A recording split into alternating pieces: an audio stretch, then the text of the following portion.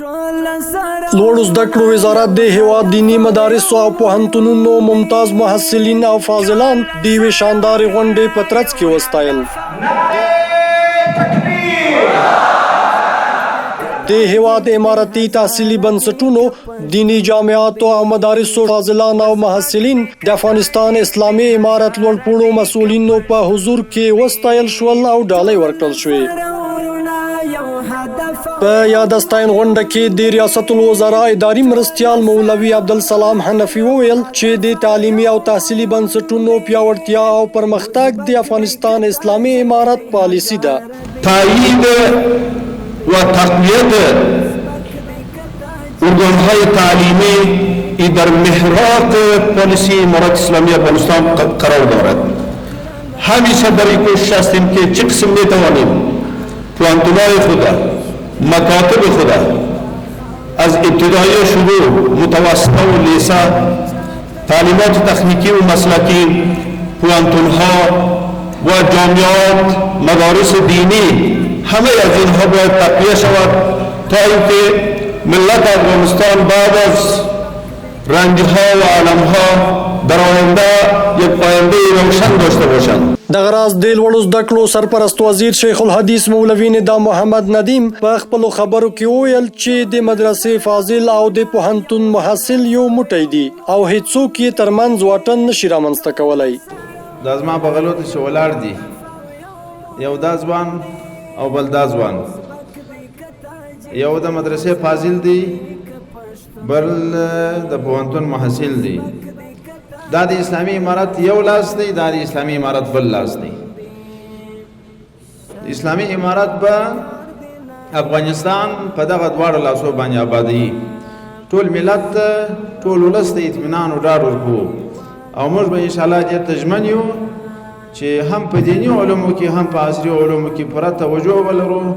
لکه څنګه چې مخکې تشریحات وسوه، مسلمان وګړي دواړو ته اړتیا لري، هم دیني علم ته چې هغه مقصد اصلي دی، هم عصري علم ته چې هغه ضرورت دی. وروسته د اطلاعاتو او کلتور سرپرست وزیر، د اسلامي امارت د جهادي مدارسو عمومي رئیس، د لوړو زده کړو وزارت علمي معین، مالی او اداري معین، د محصلانو د انسجام او همغږۍ رئیس او د کابل ولایت علماو شورا رئیس په خپلو خبرو کې یاد فاضلان او محصلین د قدر وړ وبلل او د هغوی هڅې وستایلې.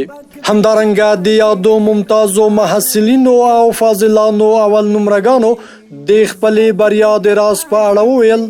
رمز یا موفقیت یک جوان محصل و تحصیل میکنه دانشجوست، اول اینکه هدف والا داشته باشه که پشت از او هدفش زحمت بکشه. هر کسی پشت یک مقصدی است، پشت یک هدفی است، پشت یک خواسته است. زمانی که ما محصل هستیم، خواسته ما تلاش کردن و رسیدن به قله های موفقیت است. یقینا که انسانی را داشته باشه و 100% میرسه. و ضمنا هر کسی که به یک مقصد و مرام میرسه بدون حمایتگر و کوششگر نمیتونه باشه. همانا حمایتگر و کوششگرای ما در حقیقت توفیق الله متعال و ثانیا دوستان و عزیزانی است که برای ما انرژی میده، پیام میده و ما را تشویق میکنه و همچنان پدر و مادر عزیز و برادرایی که همیشه موفقیت و کامیابی ما را میخواهند دعا میکنن. این است رمز پیروزی و موفقیت در زندگی.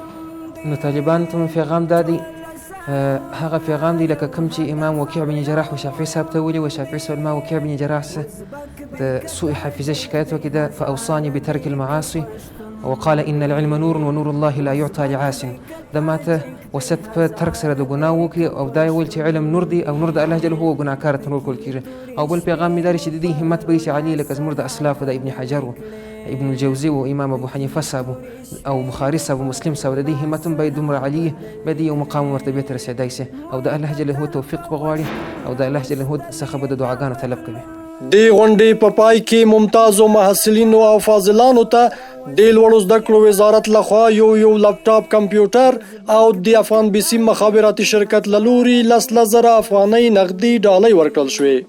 ازبک دی که تاجک دی هزاره دی که پښتون دی ټول سره